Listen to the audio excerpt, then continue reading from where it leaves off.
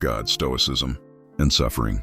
Why pain has a purpose. The Stoics and the great spiritual traditions of the world arrived at the same conclusion from different directions. Suffering is not evidence that life is meaningless.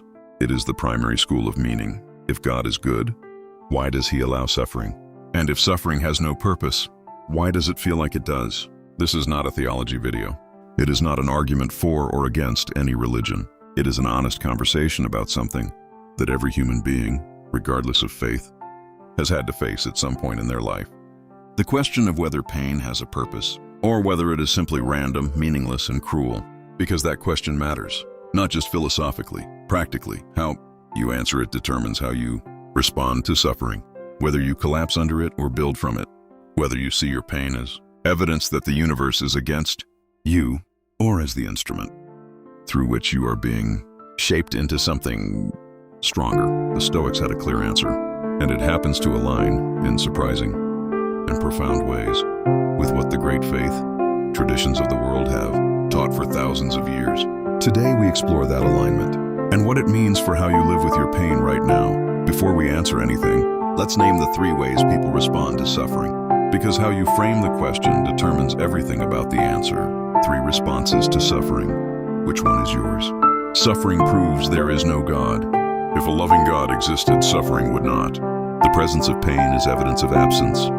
The universe is indifferent, random, and without design. Pain has no purpose because nothing has purpose.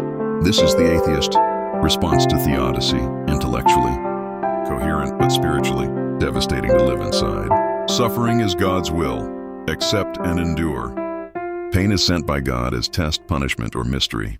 The appropriate response is submission, endurance, and trust that there is a plan beyond human understanding. This is the traditional religious response, comforting for many but sometimes used to discourage honest engagement with real pain. The Stoic response: suffering is the school. Pain is neither evidence of God's absence nor simply his mysterious will.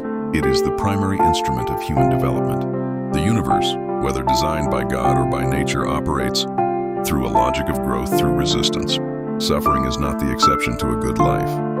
It is the material from which a good life is made. The Stoics were not atheists. They believed in a rational force that governed the universe, what they called the Logos, and they believed that the Logos did not spare good people from suffering. It used suffering to make them good. The Stoics were not atheists. This is a common misunderstanding. Marcus Aurelius, Epictetus, and Seneca all believed in what they called the Logos irrational, divine intelligence that governed the universe, not a personal God in the way Christianity or Islam understands him, but a purposeful, ordered force that designed the world according to reason, including the suffering in it. Marcus wrote in the Meditations that the universe is either governed by providence or by chaos. If it is chaos, discipline and virtue still make sense as personal choices. If it is providence, then everything that happens, including suffering, is part of a design worth understanding. Either way, the rational response to suffering is the same. Use it. Do not waste it. Let it do what it is designed to do. Accept the things to which fate binds you, and love the people with whom fate brings you together, and do so with all your heart. Epictetus went further. As a man who had suffered genuine, profound injustice, slavery, physical violence, exile, he developed a theology of suffering that is remarkable in its clarity. He said, God has given you this body, this station, these circumstances, not as a punishment, as a curriculum. You are here to learn what can only be learned through difficulty. The question is not why you are suffering. The question is what you are going to learn from it. Seek not that the things which happen should happen as you wish, but wish the things which happen to be as they are, and you will have a tranquil flow of life.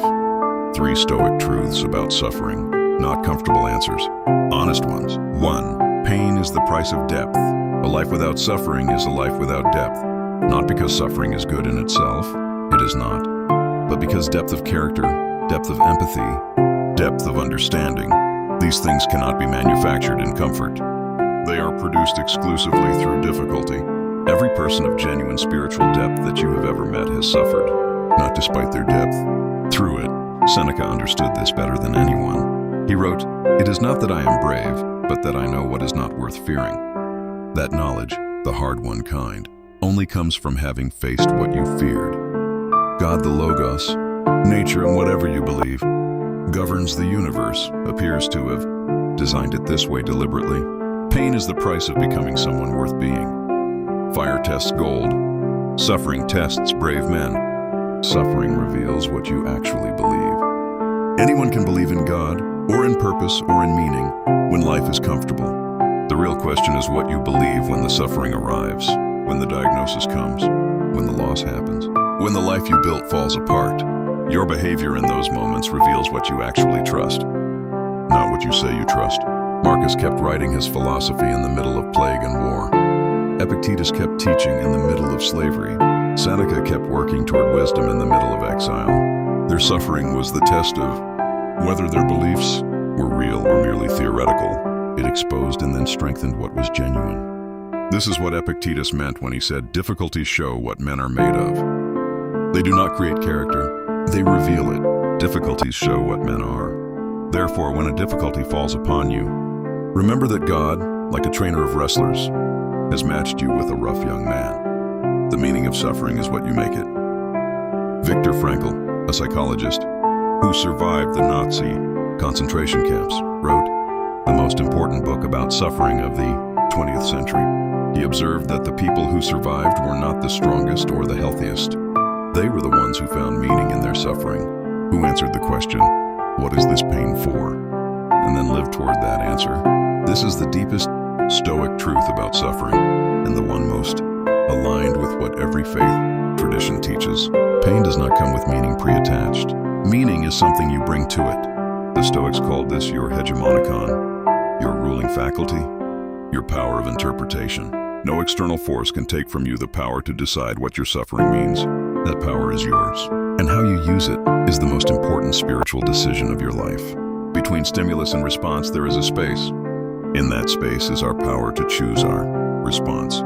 You do not have to resolve the question of God to live with purpose in your suffering. You do not have to have all the theological answers. You do not have to reconcile every contradiction. You do not have to understand why this specific pain, at this specific time, in your specific life. What you have to do, what the Stoics did, what every person of genuine faith has always done, is choose what you will do with it. Whether you will let it make you bitter or build you. Whether you will let it close you or open you. Whether you will spend it or invest it. Marcus Aurelius lost children and governed an empire.